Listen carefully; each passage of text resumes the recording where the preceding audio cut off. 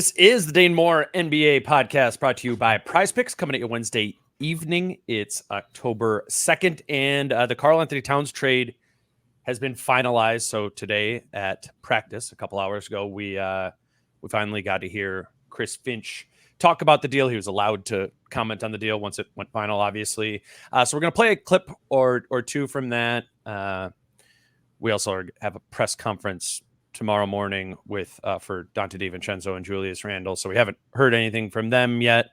We'll get to that. We'll get to that later in the week. But I guess to focus on what Finch said and to just kind of talk about how these weird 72, 96, I don't know, whatever hours it's been. We have Chris Hine, Wolves beat writer from the Star Tribune, here with me. Chris, welcome back. A lot has happened since we had like two weeks ago. We did what questions we want answered in training camp podcast. Well, so many new questions now. So yeah, many exactly. New questions. Yeah. I think you sitting with this trade now for however many days it's been now. It's I get it. Like it makes sense to me. On the surface, kind of what they're trying to do. I do wonder, like, how does this just unspool from here? Right. And what sort of fit is Julius Randle, and that's kind of what the future of this trade kind of hinges on, is what happens with Julius Randle moving forward here. And we started to get some answers, a little bit today from Chris Finch as to how he wants to deploy him. And it's gonna be like a process, right? Even for us, just information gathering, or those of us who want to, think about who won or lost this trade or any of that sort of stuff. Like, it does kind of require the context of how the Wolves are going to use these players. But, and I think that's kind of the fun part of this stuff. It's always like trade grades right away, right? But as we've learned, it's often what defines the success or failure of a trade is like the steps that you make after the trade, like kind of immediately. And they're a little bit quieter. Nobody's really talking about them. I think that's what's gonna, come to define this thing for both sides, right?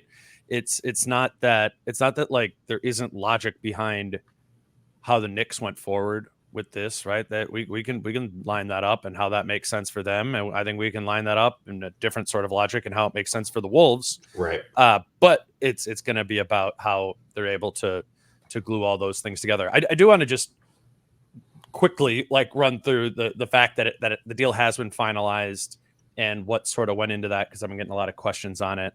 As you know, Chris, why this was delayed is the Knicks had to do some crazy chicanery to be able to stack up the money to make this work. So what basically happened, and I try to put this in Wolves context, is New York just had these 3 free agents sitting on their books, and that they had like a cap hold. They had their bird rights, players that had not gone and signed with a different team, and honestly probably weren't going to sign with another team.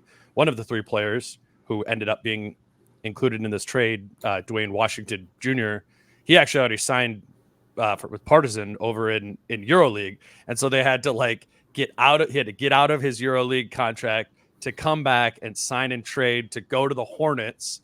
Gets $2 million in the process, and so the Knicks could stack up a little bit more money to meet salary matching stuff in this. So Dwayne Washington Jr., Daquan Jeffries, and Charlie Brown Jr., all who are not, those are actually real names. Those are not creative players.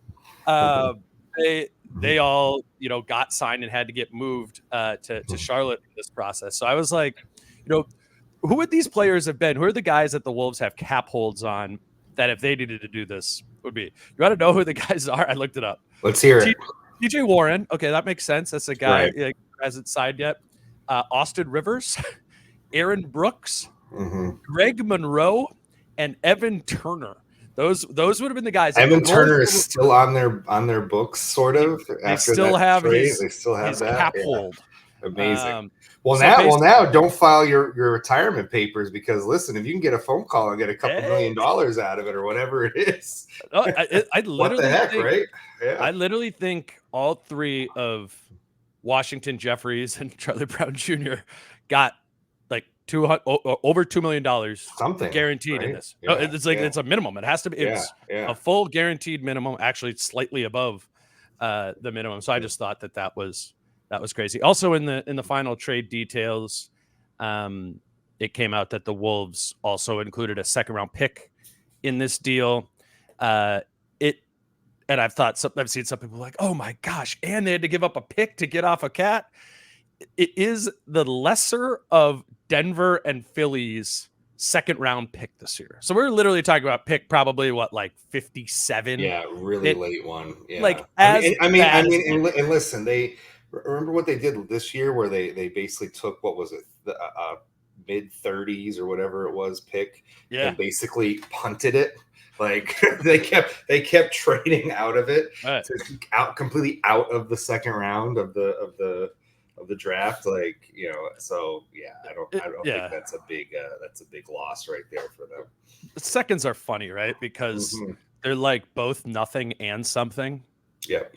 Or like, and I guess that's really just like if you can kind of combine them together to get like an early second round pick. Because I get what teams are doing, and even Charlotte too. Like, you got this, like, you could use that pick next year probably to move up from like 46 to 44 if you wanted to. So it's not nothing. Sure, right. But I do think, well, for the sake of this deal being finalized, I think it's a small price to pay. It's a small price to pay, even though the Wolves don't have many of those to give. So let's talk about what Finch had to say. What if you had? I mean, he talked for like 15 minutes. I have a couple clips of this, but just for listeners, if you want to check out, I think that's going to be Finch's. Maybe he'll talk tomorrow at the press conference, but I think that's going to be his main talking about the deal and talking about Karl. What was the part that stood out to you most about what Finch had to say today? I think if there was a theme to what he was saying, and the takeaway for me is that they're going to be chucking from 3-point range this year. That's my takeaway.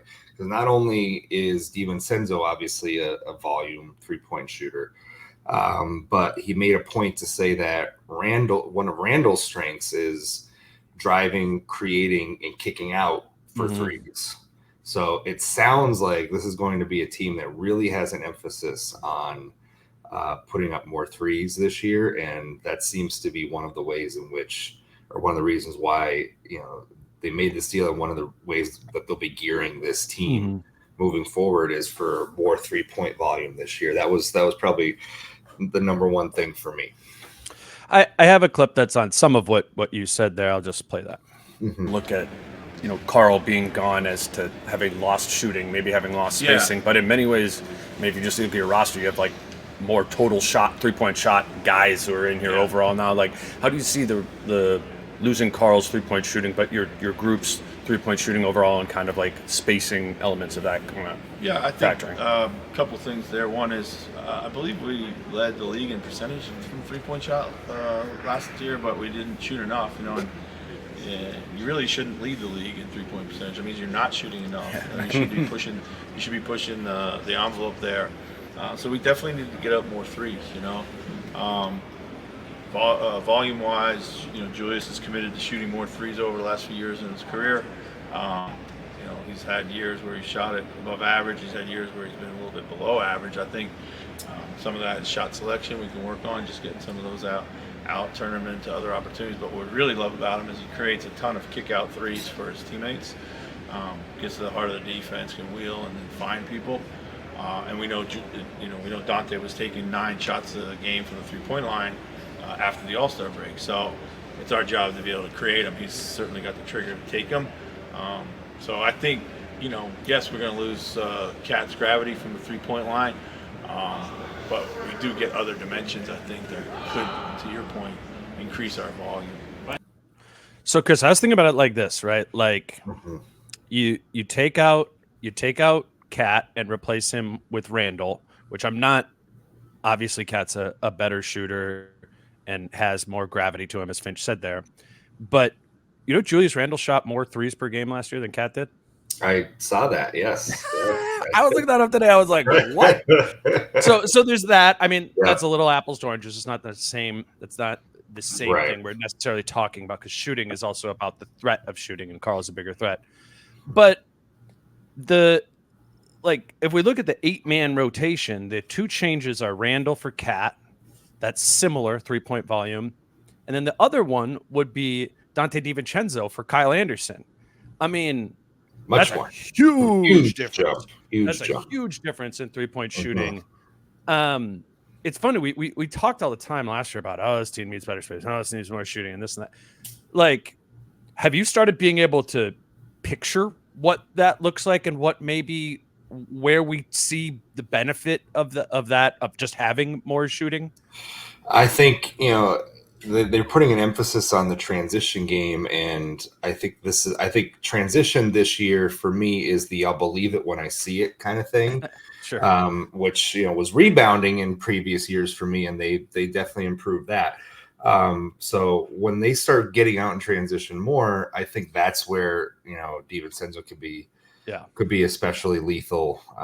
And if you get Ant going in transition, or Jaden going in transition, and you have him running along with them, finding his spots, I think that could be a really potent combination for them. That was one thing that I was envisioning in my head. If they can make that kind of come to life, it's going to be about getting Ant and Jaden really kind of kick-started in transition. Mike can as he's getting older, maybe not want to push it as much.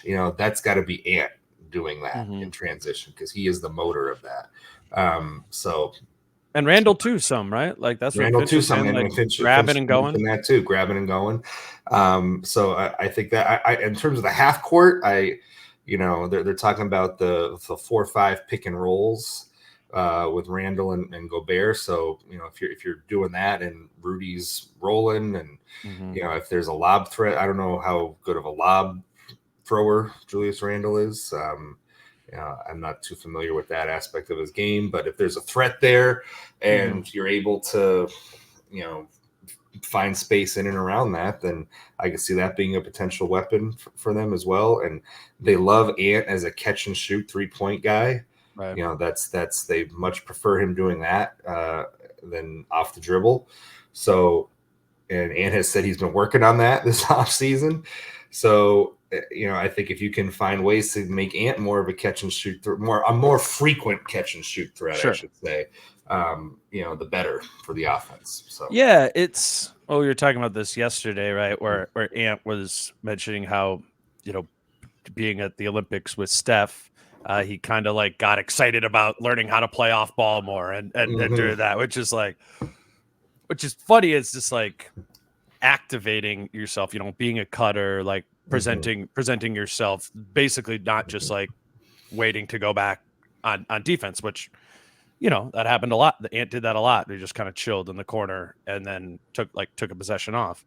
I think in theory what we're talking about here is like Ant can kind of be getting a breather, but if he's like in the corner and ready to catch and shoot and has players who can, like Randle, who can drive and actually kick to him, that's a big difference in Ant's off-ball percent. Like I've always been like, how do you make Ant more of a threat in the possessions when he's not doing his like Ant, I'm getting downhill or getting to a step back or shooting? Like, what are the other ways Ant can at least be threatening? And I do think one thing this team has now is more players who can penetrate, the lane themselves and spray out to shooters. Dillingham, I mean, included in that, but Randle too. That's probably a big thing that maybe people don't know about Randle as much, because they kind of think of Randle being a little bit more of a deliberate isolation type player. But Finch repeated multiple times, and when we were talking to him today, there's no like pass he can't make. He is a playmaker too. He's probably a slower type of player, and maybe they're going to need to work some of that through. But I do think we should be able to.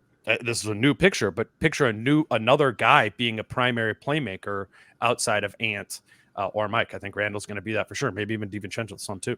I think that's right, and I think with Ant, throughout his career, he is just in general much more activated and engaged when he's got the ball in his hands or he's guarding the guy with the ball. Right? It's the off ball stuff that he tends to sometimes lapse on.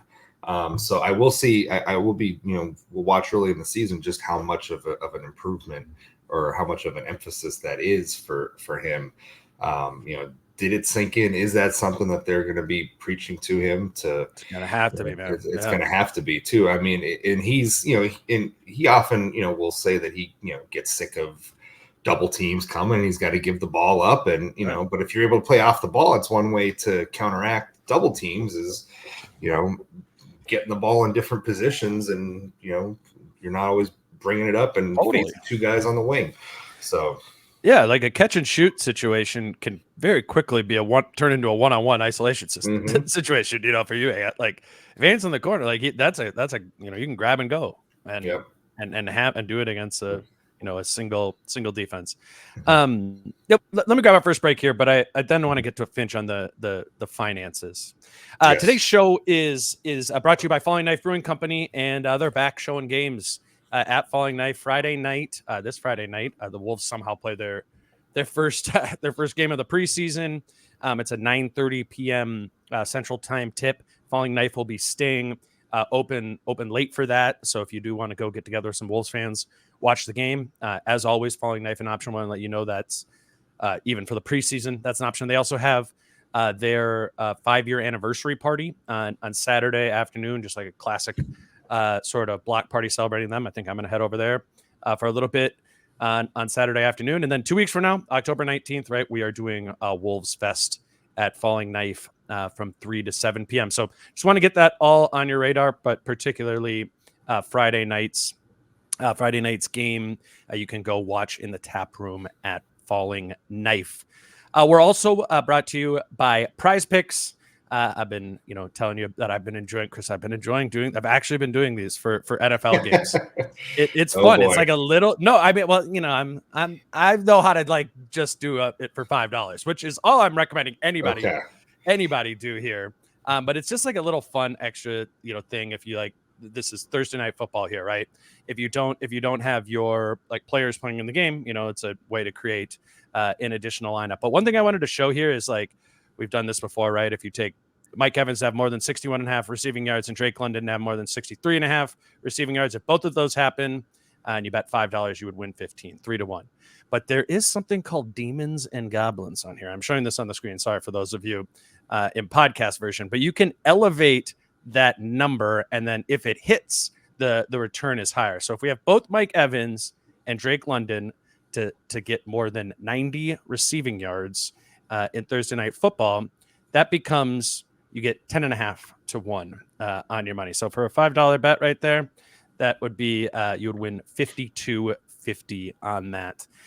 It's just I've been doing like one of those on Sundays of just like picking some of the guys that I like that week and amplifying their odds there. And then, if you lose $5, it's $5 you lose, but maybe you get 10 or 20 to 1, depending on if you put more things into your slate there. I'm genuinely really enjoying it, but I wanted to show those. If you haven't played Prize Picks before, you're like, what is this demon or goblin sort of thing on there?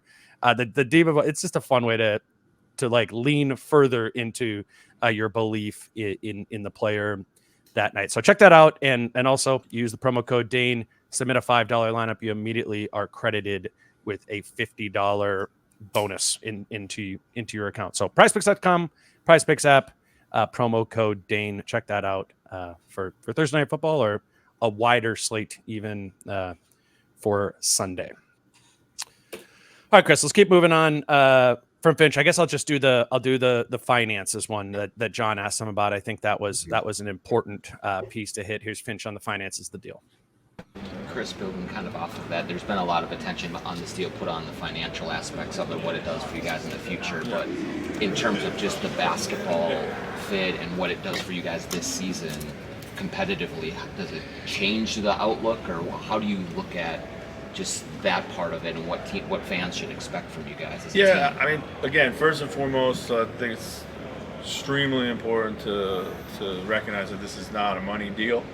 Our Glenn and our ownership was and is committed to paying large amounts of tax for this team to be highly competitive, and that hasn't changed.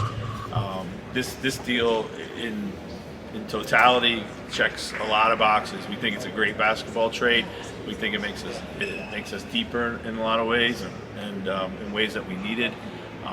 It does give us flexibility and mechanisms to keep remaking the team, or going forward. And that, more than anything, that whole package there was the reasons for the deal. But it doesn't change either our expectations coming into this season. Like, we still have very, very talented roster, the same core as last year, and we got 2 great weapons to add to that. So, we got some things to figure out as a result. There's, certainly going to be some kind of rough edges that we got to smooth over, but it doesn't change our expectations or our ambitions. Chris, what do you make of the financial element of this deal? I don't think you and I have really, I'm certain I haven't talked about it on here. Yeah. I mean, maybe in relation to what Finch said, but maybe how is your understanding of the finances or the logic behind that part of it kind of grown, and are you aligned in the value of that? I you kind of have to rewire your brain in a way when it comes to thinking about the luxury tax and all that in this new era of the second apron. It's like before, you would look at like a salary slot like Julius Randle's and be like, well, okay, it's a salary slot. You don't want to give it up. You want to make sure that even if you're going to be moving off this player, that you turn it into something. The D-Lo, right? Right, exactly, right? So I'm looking at this like, okay, so Julius Randle's making $29 million this year, right? And there's a player option for next year. You turned Carl's $49 million into $29 million and 11, if I'm not mistaken. Well, 11, 12, something 11, like that. 12, 11, 12, something like that, right? So you save $8-9 million, whatever it is, just in raw salary. We're not even getting into the luxury tax numbers. But like, you've taken on $8 million less in salary, $8-9 million less. Do they view this as like a salary slot now for Julius Randle? Like, let's say Julius Randle isn't a good fit. Let's go down this road, right? Let's say I like where you're going with this. Yeah. Let's say they're halfway through the season, and for whatever reason, maybe this isn't working out with Julius Randle, right? Mm-hmm. What do you then do with this $29 million, $30 million salary slot? Do you just hang on to them and let it expire, because then that helps you get under the various aprons, and there's long-term stability and long-term benefits to that? Or do you try to maintain it and spin it into something else? I hadn't even thought of that. That's kind of where my head is at with this. Is like, what keeps happening is you sort of, you go from $49 million salary slot, one player, to 2 players making $8 million less. So does it just keep going down to the point where you get under like the second apron? Is that the goal here eventually? I think the goal is the optionality, right? That is what they want, and that's what Finch said in that answer. This is too basic and yet still a little bit complicated. The way I've been thinking about it is right that that 8 million, that gap, that it's lower, the combination of what Randle and DiVincenzo make being less than what Cat makes, leaves a flexibility to have Naz Reid be able to resign next season, provided Rudy Gobert, declines his player option and signs an extension at a lesser number, right? And that all seems like a pretty reasonable, path forward. And that's even assuming that Randle opts into his contract. The other path I had been thinking is like, okay, there's all of that, but Randle just dips and he's like, nope, opt out. I want to go play for the Hornets with Charlie Brown Jr. And then how I had thought about that is like, okay, now there's a path to bring back Nickeil. Right. That's kind of where that would fill in. Maybe Rudy doesn't need to take as much of a cut there. Maybe you even have another, because I don't think Nickeil's going to sign for like 30. But maybe you can get Nickeil and another, $8 million guy or something like that. And now you're getting really deep at that point. But that's where I've been thinking about it. I hadn't really, just because I think that's just a whole to be determined of like, flipping the Randle thing, it's hard for me to picture them doing that at the deadline. And Right. I think a lot of people see it, but like if they're like trying to be a competitor, I guess that's because I'm assuming they will be competitive at the deadline. It's hard for me to be like, okay, they're competitive. They're like the 4 seed in the Well, West or whatever. they could still be competitive, but maybe it's just not working. You know, for whatever reason, maybe Yeah. not working out. You know, they could still. Right. I don't know. You know, They do, but I guess the broader point is they do have the optionality to take this salary slot path that you're Correct. talking about. Yeah. And I've really been thinking and talking on here about it being just a means to be able to bring back Nas and Nikhil. But that is like the third door, and you know, maybe there's a boat behind the third door, right? Like, right. It's going to be interesting to because see because how long is this team going to want to be in the second apron? You know? Well, that's what things I was laying out before. Right. That was staying below the second apron. You can, right. if you can find a way to do that, yeah. If Rudy goes from like 46 million next year and bumps his down to like 40 for what he's making for next year, and he does that because he adds on longer years, adds on more years. Yeah, you can get Nas on and be under the second apron at like, you get Nas at like 25, 26, 28, something like that, you know, and be able to do that. The cost would be Nikhil. Then at that point, you wouldn't be able to bring back Nas and Nikhil and stay under the second apron, which I think we assume, you know, they're going to be able to do. I think, unfortunately, because I like Nikhil, I think Nikhil's only real path to being on, not only, but most likely path to being on this team next season is if Randle does opt out and just go elsewhere. Because the salaries, if they just traded Julius Randle for another $30 million player, we're running into the same financial wall from a Nikhil standpoint. I also like, and I think it's going to be good this year. Like, I think actually Nikhil and DiVincenzo will be kind of like fun together. I do see a lot of like overlap in those two players. And you have DiVincenzo under contract for the next 3 seasons, and you have Nikhil under contract for 1.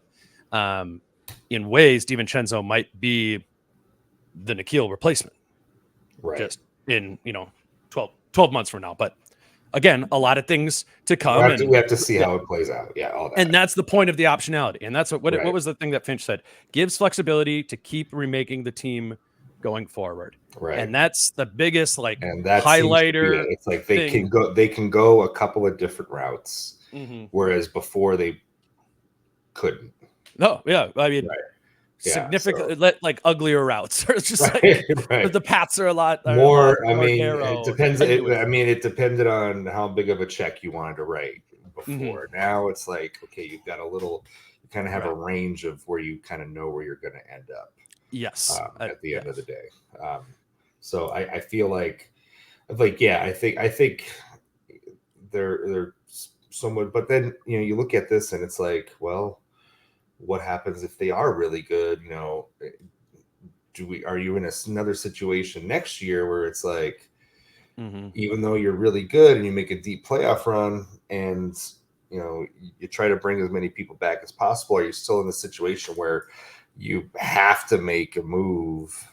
No, but I think it would just be in that case, in the everything goes good case. Like if you go to the Western Conference Finals again, and Julius does fit. Okay, Julius opts in or signs some sort of extension or sign to start afterwards. Like, okay, could still bring back Nas, and you lose Nikhil. Like, I think that is, and at that point, like, again, we like Nikhil, really good player, but he's the 8th man, and in a year, Rob Dillingham, be a year older. Maybe you're going to want to give him more of that role, and Rob could just kind of like backfill what Nikhil lost, or maybe even some of the other guys deeper down, Terrence Shannon Jr. or whatever. Like, I think, I don't think it's going to feel like it felt a week ago. From a financial standpoint, I think they got out of that. It's not going to all be clean and everybody totally can come back. But now we're at the point where, I don't know, maybe it kind of feels like this summer. It's like, I would like to have Kyle Anderson back, but ultimately he went and signed somewhere else for more. I think that might be the Nikhil Alexander-Walker situation. Okay. And like Finch is obviously bummed Kyle Anderson isn't on the team, but that's kind of the price of doing business when Ant all of a sudden goes from making 13 mil to 40, and Jaden goes from making 4 to whatever 23 that Jaden's making. Like, right. guys are gonna fall off the wagon in this process, like we've seen in Denver. Yep. You just want the guys to, to be the less important ones. I'm not saying that Nickeil isn't important. He's not a starter, right? He's not.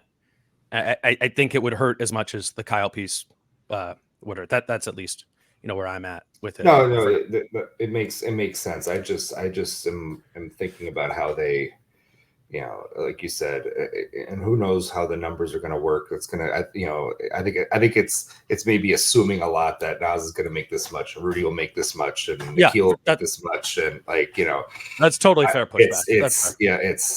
I see what you're saying. That's probably what they're thinking too. Is like, here's how we can do this with Nas and with Rudy, and if we get Rudy at this number, then we can get Nas at that number, and but all it takes is one team to be like, "Hey, Nas, here's a lot. Here's because he is going to be unrestricted, and this whole idea of like Rudy opting out to take less is like, no guarantees behind that either, right? Like, have you met Rudy Gobert and how prideful he is?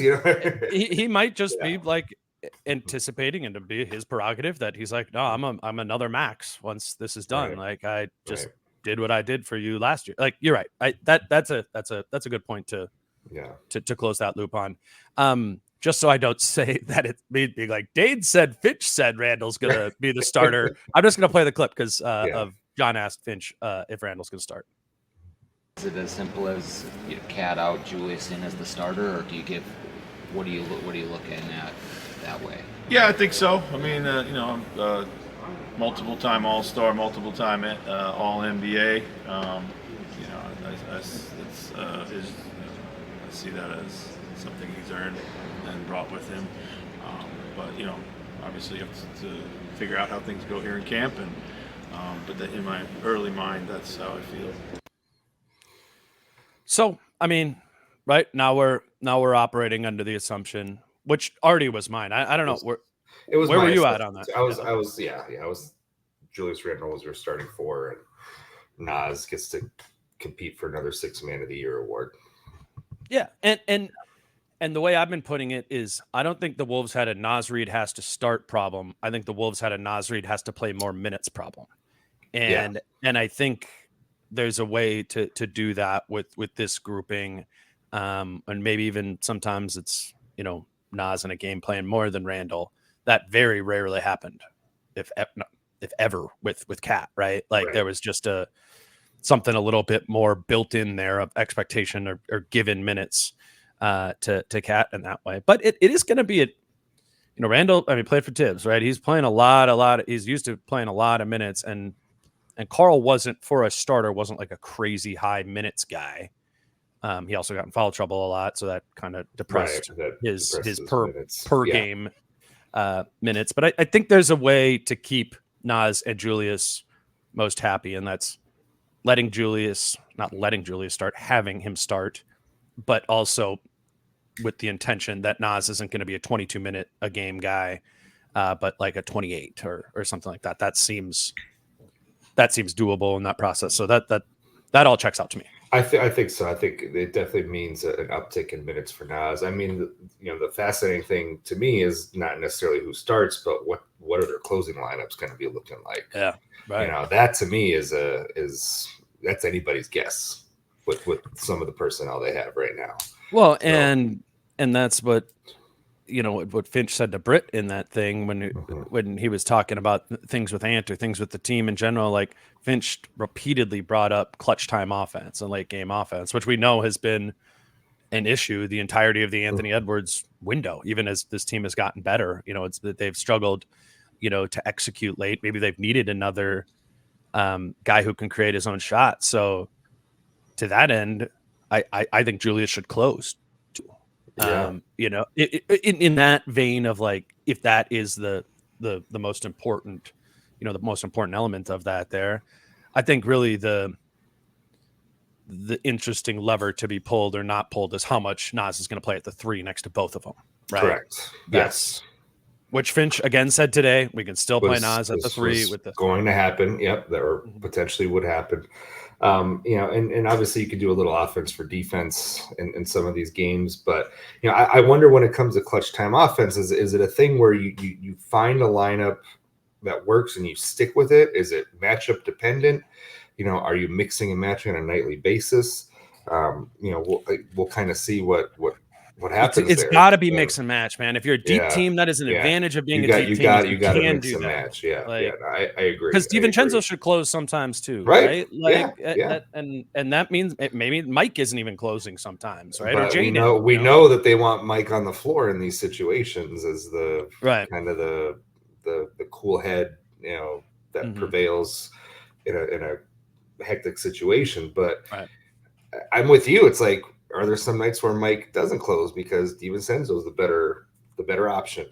Right. You run in more in that game, or Ant seems like he has been playmaking really well and can handle the Mike. And obviously, it obviously gives you more options. If you're doing offense for defense, to put Nas and Randle on the floor at the same time, and if Rudy, maybe Rudy doesn't close. Maybe Rudy doesn't close. On one end of the floor. So.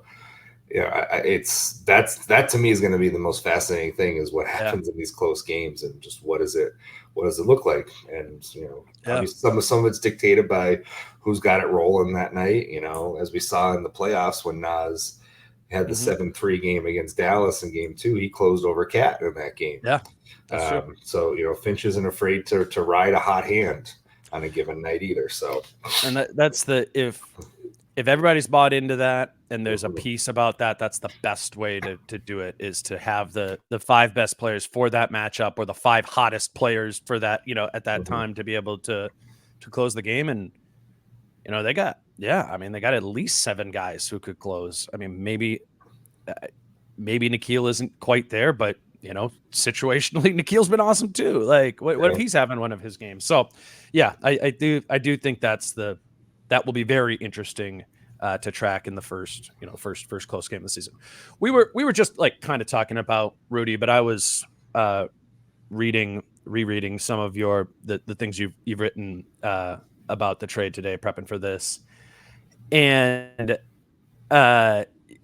like you wrote, Rudy Gobert also has a player option after this season, with Conley saying he hoped Gobert, 32, will retire in Minnesota. Like, is Rudy gonna be here forever now? Like it was always like so much like, oh, one of them is gonna be gone, but like one of them's gone now. So it's like, is Rudy gonna like retire a Timberwolf? I mean, the odds are greater than they were a week ago, right? It definitely seems that way, right? And the thing that I've come to know about, and realize about Tim Connolly, is when he says stuff like that, he typically means it. And like when he says we're going to get something done with this guy or that guy, he means it, and he usually gets it done, right?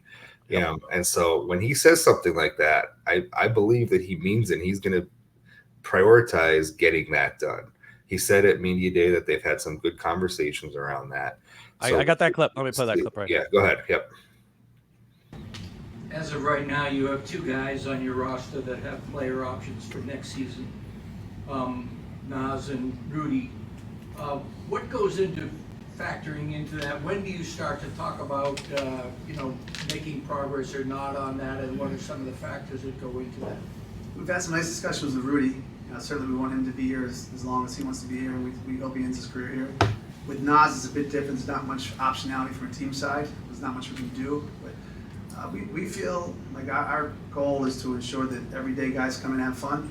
They get better, their voice is heard, and we win a lot of games. I think we do that. We'll continue to see guys that want to be here. We were really encouraged by Mike last year. We certainly got more in the open market. Anthony and Jaden both agreed to 5-year extensions last year. So we think the environment will oftentimes create the desire to stay here, and all the guys are happy right now, and hopefully we continue to keep those guys here long term. You're right in that he is our experience has been he's pretty much a plain talker, and like as is literally your job is to kind of trace those breadcrumbs. I mean, that has held true, and I think that does mean there's been good conversations going on with Rudy about what this looks like. And I mean, if he does sign an extension, even 3-4 more years, whatever, like that does take him to like he's 32 this year, right? So Yeah. 33, 34, 35, 36. I mean, that's probably most of his career. I don't know if Rudy's going to play till 40, right? So it kind of, I think if Rudy does sign his extension, like there is a good chance that he does, end his career in Minnesota, which I never really saw.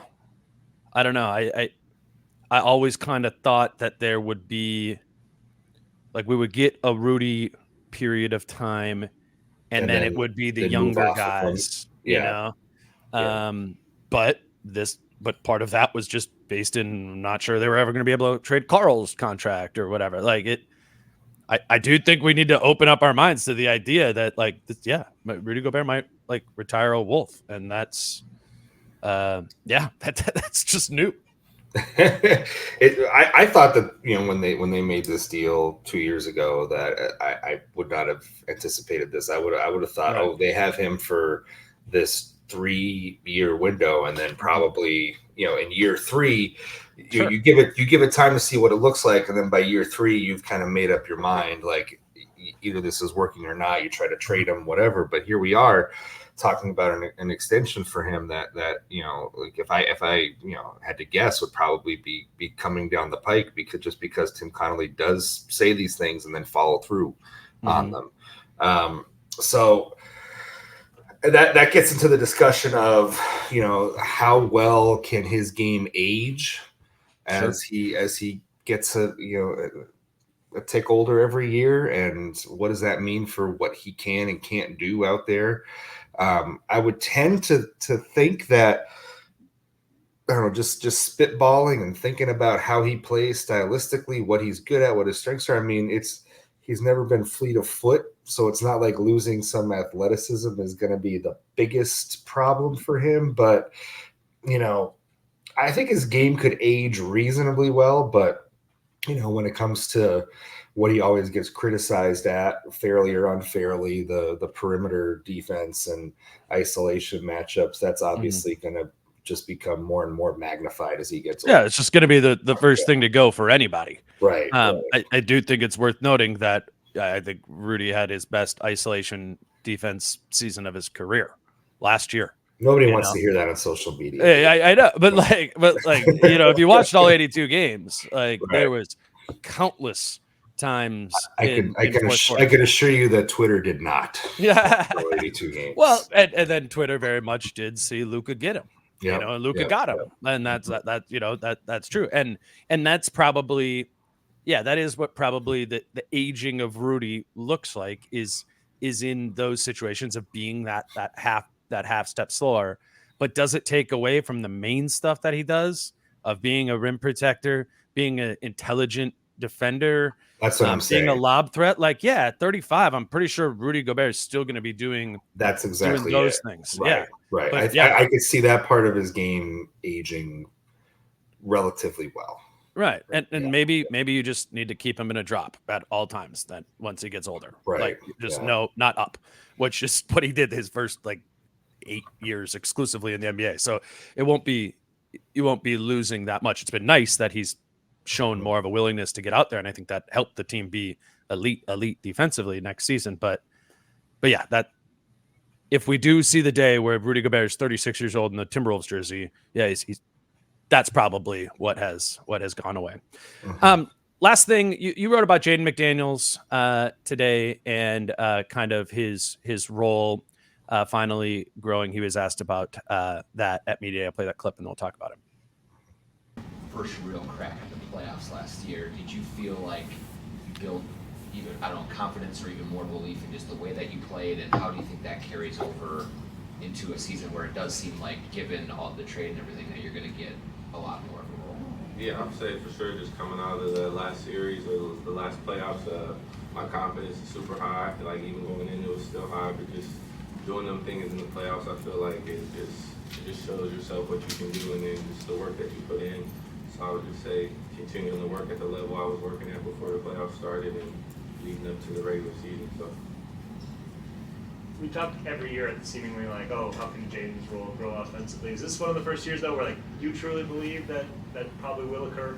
Yeah, I mean, I believe every time they tell me, like, I don't think anyone's a liar or anything like that. So, like, I for sure believe, like, my coaches and stuff are thinking about me and making sure that I get involved and stuff. So, yeah.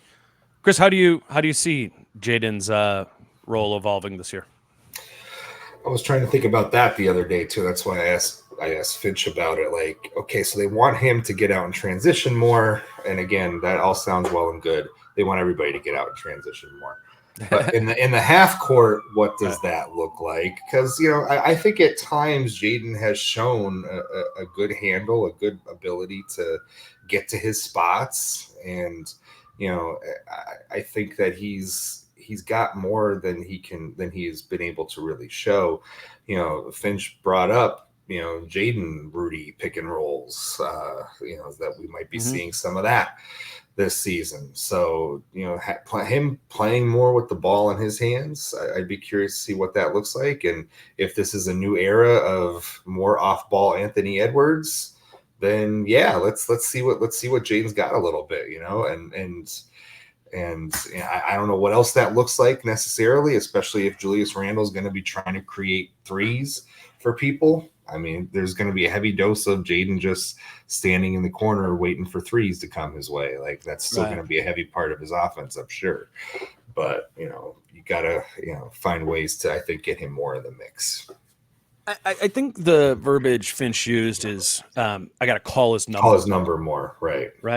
And so I was looking up today. Jaden ran, and the keyword only ran 40 pick and rolls last year that led to him taking a shot or turning it over.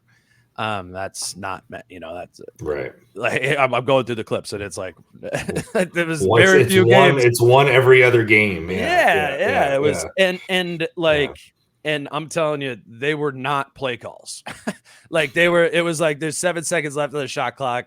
Like Jaden kind of, like, we could all picture this, right? Like Jaden kind of like moves up from the corner, like winds up with the ball, and Rudy's like, shit, like, come here, like, screen. Right. And Let then, me get a screen really quick. And then Jaden kind of like lopes his way to like the opposite side of the floor, like maybe all the way to the rim, but usually like kind of made it to like 6 feet and took his little like rocking chair shot. Like that is technically a pick and roll, but I think, or it's tracked as a pick and roll.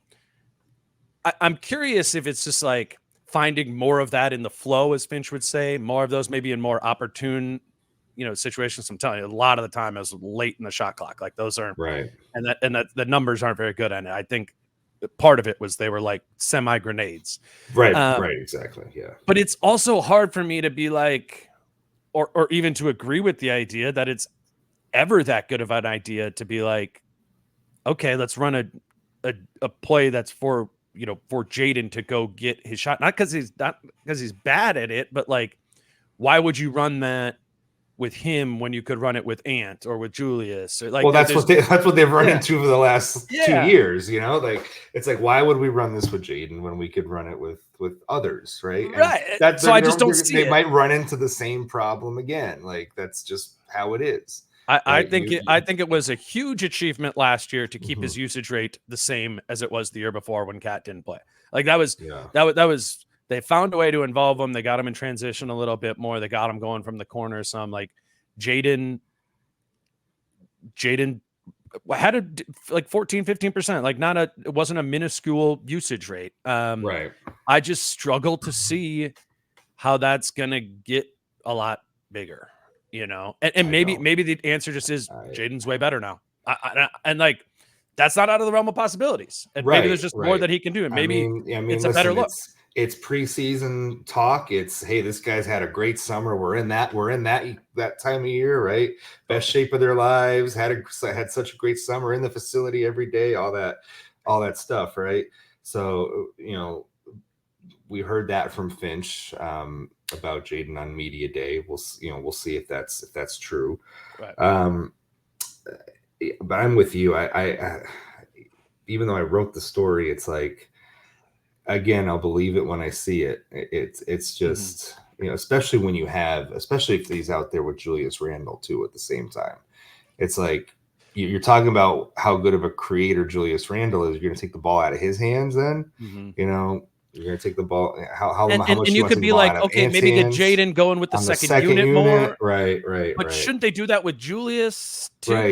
Like, I like that for Julius to be a second unit group kind of creator, so there's not a ton of minute that there's a stagger. Yeah, you're not going to go to Jaden and be like, okay, Jaden, you're the main scorer on the second unit. They're not going to do that. Yeah, right? I don't. They're not going to do that. So until you give him those kind of opportunities, then I don't know how the usage really gets up. So. I do think Jaden is like low-key a pretty good passer in those situations, whether it's pick and roll or just like kind of while he's getting downhill, getting to the basket of watching, some of those clips. Like he found, it was funny. A lot of time he found Kyle Anderson in the corner. It's like, so nothing really came out of it. But it was clean. Like, like Jaden can kind of like pass out of that. We've seen him have like pretty good chemistry with Rudy from like a drop off standpoint. Like maybe I think that's what it would be, is like, okay, Jaden as a like a little bit more of a weapon. So the teams have to respect him. I always think about how, back in the day, teams would just always, and not even back in the day, last year often, they would just put their smallest guy or their weakest defender on Jaden. Like maybe there's just a little bit more intention to like punish that and be like, no, you punish that. If you want to do that, like we're going to punish it and we're going to make you need to shift. And so now your bad defenders got to guard, somebody else who's smaller or whatever. Yeah. But I mean, look, Jaden is capable. It's about the consistency. He won them. He won them some playoff games last year. Totally. Game 2, I think it was, against Phoenix. Game 7 against Denver. Cat had a big day, but Jaden had a big day too. Sure. Game 6 against Denver, he had like 23 points. Like, when his offense is going, man, like it's such a big boost to them because you don't need. You don't need Ant to carry the scoring load. Jaden can be capable of doing so on a given night. So it's about the consistency. But if you want Jaden to be a consistent scoring threat, you've got to give him the opportunity to be a consistent scoring threat. Yep. So we'll see if they follow up on those words this year. Yeah, and maybe it just needs to be a little bit. I don't think Jaden's it doesn't have to be a little bit, or it doesn't have to be a lot. A lot. Yes. Yeah.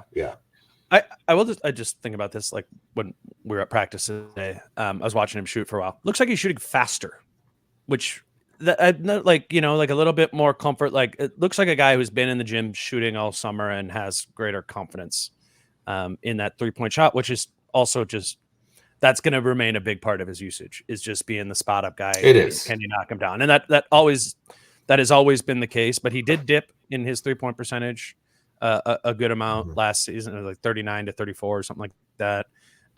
He's got to be a knockdown guy, or like a high 30s guy, at least on the open ones. I mean, I'll just let's start there, right? Like, just start there. Start taking more threes. Yeah. Hit them at, where you were 2 years ago, and that's your pathway to more points. Just right there. I think so. Anything else you want to hit on before we go? Not really. I think defensively they're going to be fine. Just kind of thinking about it all the different ways that they can play defense now and lineup configurations. I think they're going to be just fine there.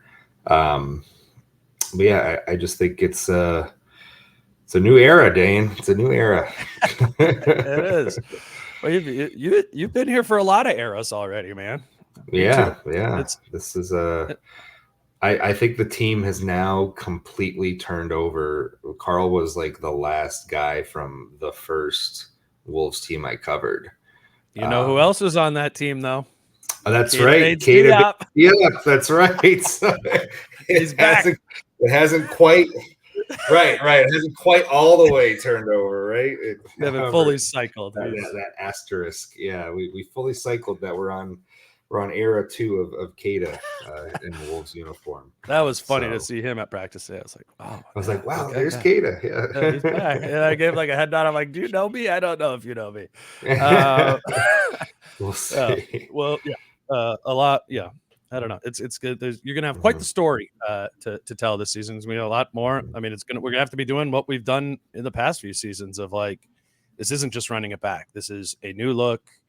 And there's going to be an acclimation process, and it's going to be a team that's going to have a different identity than before. And personally, I'm excited to see how that all shakes out starting on Friday.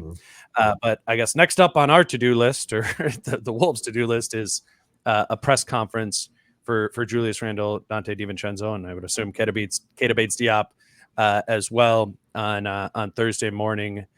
Chris and I will be there. You can obviously read Chris's story from that, which I'm sure will come out a lot sooner than the podcast that Britt and I will do off of that. But whether it's here in the podcast or with Chris and John and Jace, writing it, there's going to be no shortage of Wolves content out there. We always want you guys to be Wolves content. so much Wolves content. If you maybe canceled your Star Tribune subscription in the summertime or something like that, this is, or the Pioneer Press, Athletic, whatever. This is the time to lock back in, because all those guys are they're working their asses off, and they're doing great content. And my usual pitch is that your subscriptions fund road coverage of the team. So if you want that's those sweet locker room quotes from the road that everybody likes to like on Twitter and retweet. That's true. Subscribe to the Star Tribune, because that's where that money goes. That's true. That's true. So, we'll get you some Marriott points along the way too. That's right. Some Sky Miles. and I need my Marriott points and Delta miles. That's all I'm saying. Yeah. Me too. All right. He's Chris Hine. You follow him on Twitter at Christopher Hine. He's 4 or 5. I don't even know how many articles since the cat trade came out. If you're just kind of locking back in now that the deal is final, do go check out Chris's work at StarTribune.com. And Chris will be, I don't know, maybe we had a question mark for next week, I think. But the idea is that Chris is going to be a Wednesday guy this year. Yes. Which is last year we were doing Mondays, but I think this will work a little bit better with travel schedules and such. But I'm pumped to have you back on, man, all year. I love chopping it up with all you guys, and I think it really rounds out the story we're all trying to tell about this team. So thanks for doing it. Always a treat for me, for sure. All right. He's Chris. Until tomorrow with Britt and I, he's Chris. I'm Dane. Peace out. How I'm feeling, man, I hope it never stop, yeah. Green and hot so you can find me in the crowd, yeah. Don't let's stay